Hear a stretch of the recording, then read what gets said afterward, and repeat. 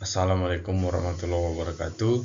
Shalom, namo buddhaya, salam kebajikan, dan salam harmoni. Di sini saya akan menjelaskan mengenai teknik dalam praktik pemotretan. Nah, adapun anggota kelompok saya, yang pertama saya sendiri yaitu Andre Alfredo Gultom, ada Arfan Maulana Ahmad, ada Yoel Anugrah Siagian, dan ada Kadek Radef Adiana.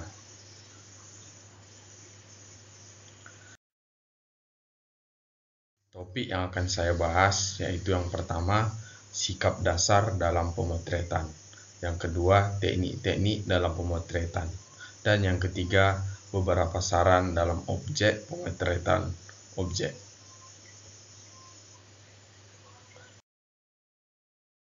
Nah, yang pertama yaitu sikap dasar dalam pemotretan.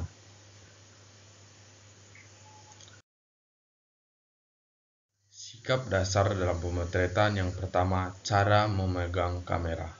Kamera dibuat sedemikian rupa sehingga mudah dikendalikan oleh tangan dan jari-jari tertentu. Nah, tombol pelepas rana yang sangat menentukan fungsinya dalam melepaskan tembakan benar-benar seperti pelatuk senjata api yang ditempatkan sedemikian rupa supaya mudah dicapai oleh jari telunjuk. Tindakan yang perlu dilakukan dapat disamakan dengan tindakan menembak dengan senjata.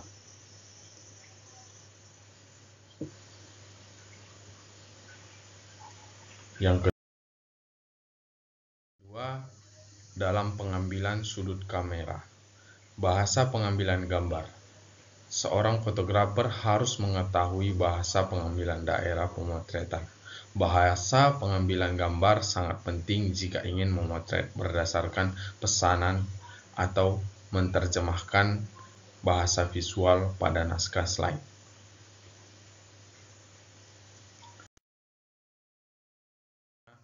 Ada 3 arah kamera atau kamera angle yang sering dipakai.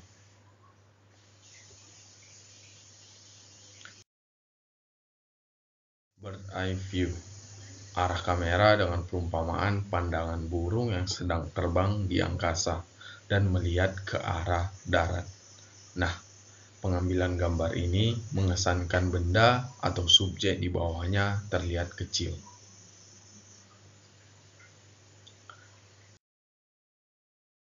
Yang kedua, eye level view. Arah kamera yang diatur sejajar dengan arah pandangan mata Anda. Nah, tidak dari atas atau tidak dari bawah. Teknik ini akan memberikan kesan yang statis, yang biasa saja.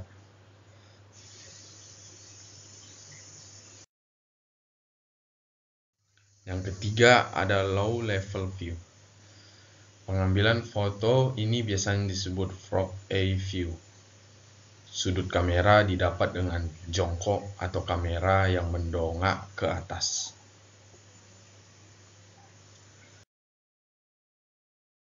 Selanjutnya, sikap dasar dalam pemotretan. Langkah persiapan pemotretan. Langkah pertama sebelum mencari objek atau melakukan pemotretan adalah menyesuaikan asa atau IOS film dengan asa atau IOS di kamera. Yang pertama, memilih kecepatan rana. Taksirlah kekuatan sinar dan perhatikan arah datangnya sinar. Nah, bila kamera jenis otomatis, tidak perlu mengukur kekuatan sinar. Tetapi, bila kamera jenis semi otomatis, pilihlah kecepatan rana yang sesuai dengan keinginan.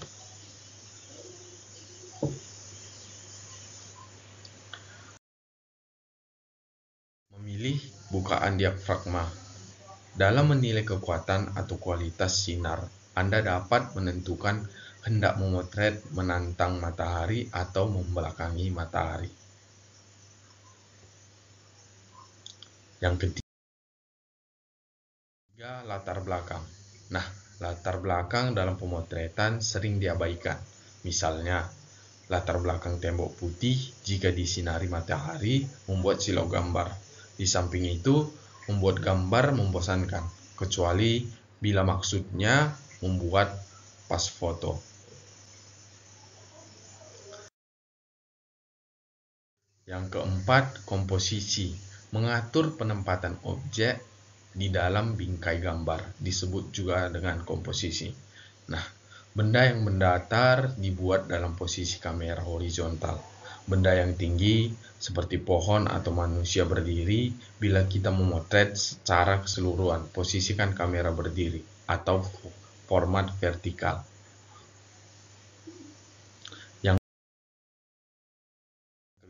Ada menajamkan objek atau gambar atau focusing. Menajamkan gambar atau focusing adalah langkah terakhir sebelum pelepasan ranah. Kesalahan dalam komposisi sering diperbaiki dalam pencetakannya.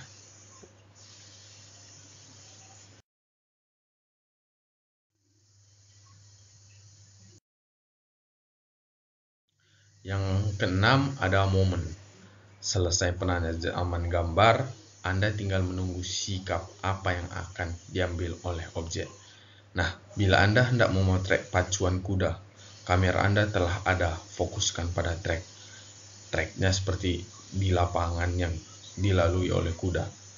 Tetapi Anda belum dapat menjepretnya karena harus menunggu kuda itu lewat. Itulah menangkap momen dengan menyelesaikan penajaman gambar.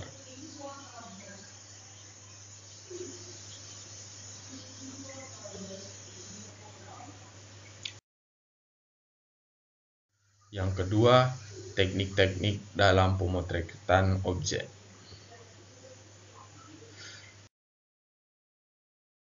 A. Teknik blurring. Teknik blurring yakni membuat objek yang terlihat blur. Misalnya memotret air terjun dengan kecepatan yang rendah akan memberikan kesan air terjun itu bergerak dengan menghasilkan buih yang menakjubkan sebagai akibat efek blurnya. Untuk objek yang bergerak, pemberian kecepatan rananya akan berbeda-beda. Misalnya mobil balap dengan kecepatan 150 km per jam.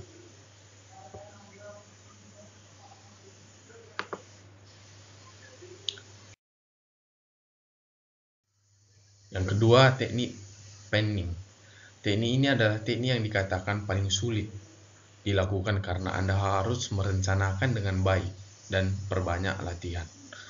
Adapun caranya adalah Anda memotret dengan mengikuti objek itu bergerak.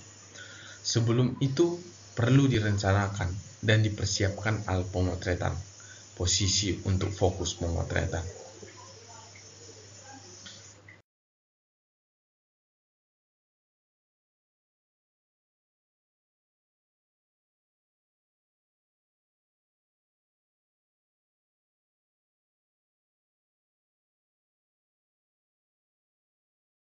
Teknik di atas ada juga yang dapat membekukan gerak atau teknik yang didapat sebaliknya objek terlihat bergerak.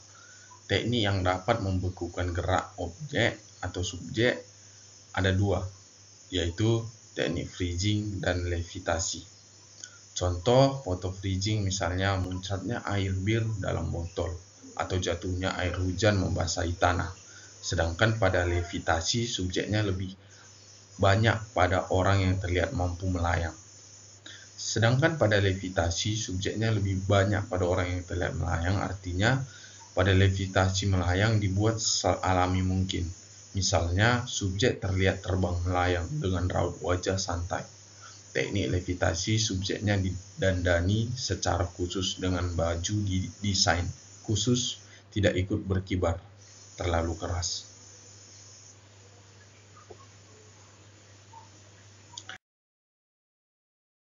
Yang ketiga, beberapa saran dalam pemotretan objek. Yang pertama yaitu memotret satu orang. Misalnya memotret model sendirian. Ini perlu memperhatikan latar belakang, yakni apa yang berada di belakang model itu perlu diperhatikan. Nah, inilah yang disebut latar potret. Nah, latar belakang yang ramai, ruwet, penuh garis slur, dan detailnya simpang banyak akan merugikan pemusatan perhatian kepada model. Yang kedua, memotret dua orang. Nah, memotret dua orang dapat dilakukan dengan berbagai cara. Bila sifat muka dan watak model yang dikemukakan, tentu kita akan mengatur sedemikian rupa sehingga dua orang itu membuat satu kesatuan adegan. Jangan sampai yang satu menoleh ke kanan dan yang lainnya menoleh ke kiri.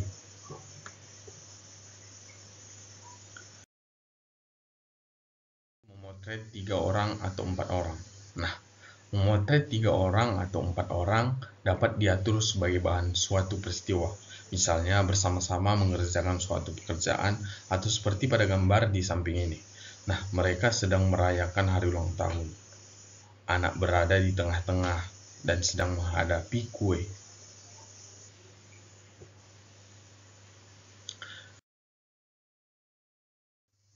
Selanjutnya, memotret keluarga.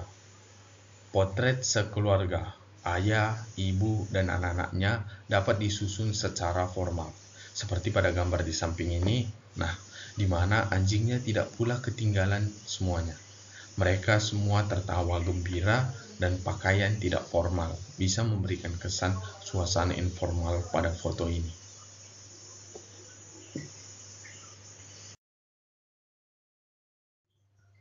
Pemotretan landscape.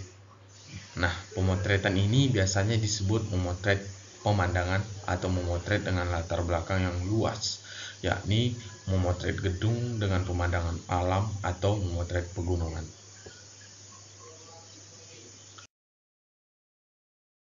Dari kami kelompok 4, saya mengucap Om Santi Santi Santi Om. Assalamualaikum warahmatullahi wabarakatuh. Shalom, namo buddhaya, salam kebajikan, dan salam harmoni.